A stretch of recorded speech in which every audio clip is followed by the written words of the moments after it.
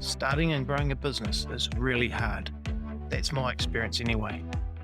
Being an entrepreneur takes a lot of resilience, optimism, and determination to overcome some of the biggest challenges, all while keeping a healthy balance in life. This is Pivot and Grit, and I'm your host, Vaughan Broderick. I've learned how to start and grow a successful business, which is known as failing a lot, kickstart new careers, and achieve academically, all while in midlife. I'm also a design thinking coach, MBA graduate, entrepreneur, business mentor, speaker, and proud dad of two. And I want to share everything I've learned with you on my podcast.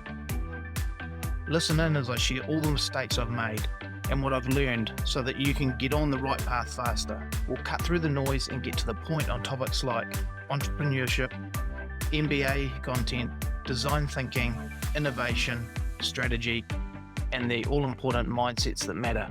I want you to walk away with everything you need to be successful.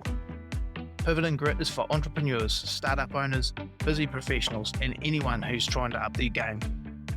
I'll be giving you actionable advice in under 15 minutes once a week. Think of this as your entrepreneurship MBA in your pocket. If you give me your time, I promise I won't take it for granted.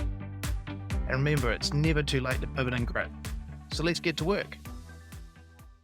Welcome back to the show, everyone.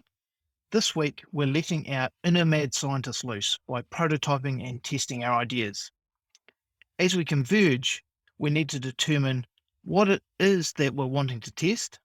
Is it part of an idea, like the value proposition, the business model, or business strategy?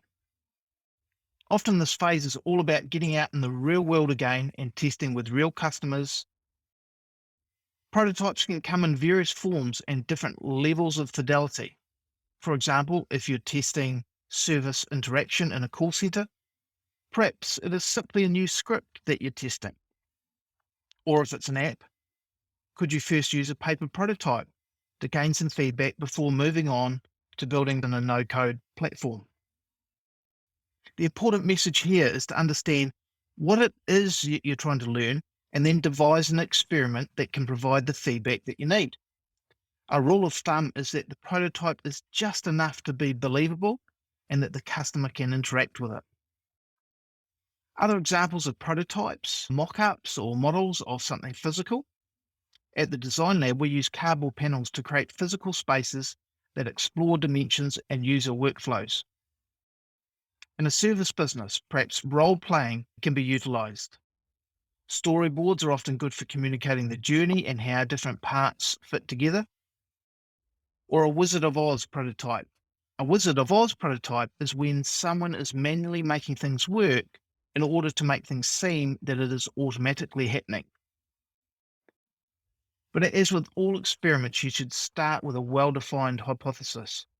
Then prioritize the most important ones that need to be true and what ones you lack evidence for.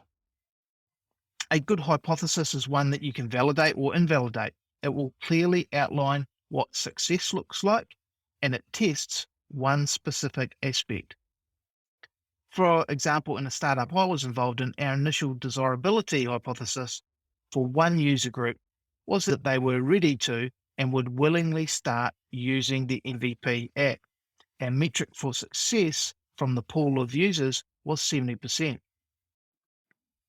It's about systematically placing small bets using rapid experimentation, then taking the insights, iterating to find a path to scale the idea or the business. The more that you test and learn with small, cheap, rapid experiments, you can reduce risk and uncertainty earlier and then increase the fidelity and the investment of experiments as you learn more to progress with more certainty. But importantly, it's what people do rather than say that we're looking for as stronger evidence. For example, do they sign up to a wait list or a pre-order of your product?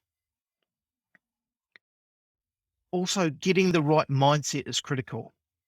Most importantly is that you don't want to be falling in love with your idea. If you do, it can be difficult to pivot when needed and potentially add significant risk because you're not objectively considering the feedback and insights that come from testing. Some of the common pitfalls are not dedicating the time needed for testing, also overanalyzing instead of doing, considering or putting too much weight on weak data, such as what people say instead of what they do, looking for evidence that only confirms your hypothesis, so confirmation bias, or not doing enough experiments. You just don't want to rely on one and then make your decision from that point. You want to do multiple experiments so that you can take the insights and determine whether that's validating or invalidating your hypothesis. Failing to learn from those insights and iterating is another common pitfall, along with getting others to do the testing.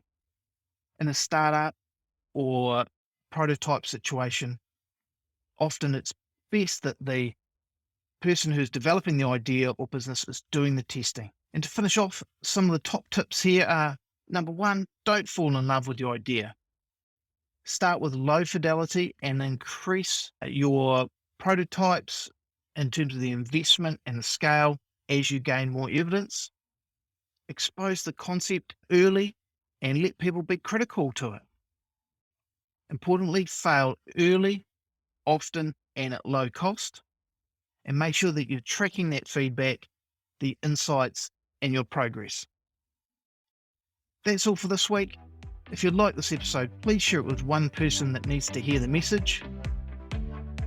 Don't forget to head on over to the website and grab the list of 101 plus innovation resources as a free download from my website. There's a link in the description.